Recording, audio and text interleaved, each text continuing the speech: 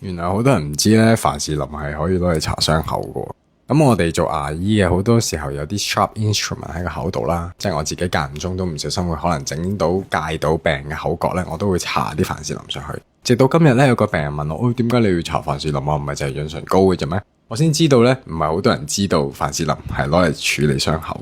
咁一般人下意識，如果你唔小心戒到有個傷口燙傷，可能會搽啲消毒藥膏啊、抗生素藥膏啊。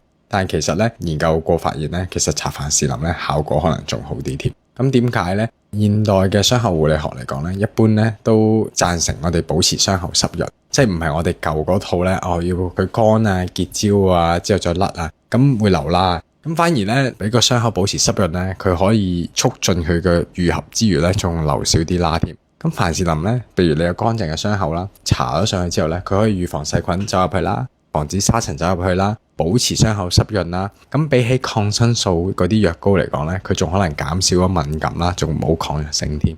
咁點樣去用呢個凡士林去處理傷口咧？就係當你有傷口嘅時候，你就清潔咗佢，用清水洗乾淨佢啦，又或者你有洗傷口嘅藥水洗乾淨佢，整乾之後咧，你就搽一層凡士林喺面頭。咁你每日洗傷口咧，抹走佢之後重新搽過，直到你愈合為止。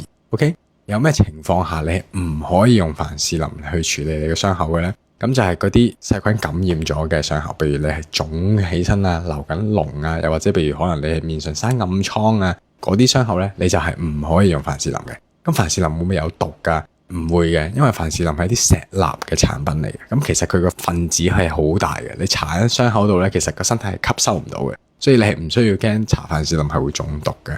咁啊，呢個係一個醫學上嘅小分享啦。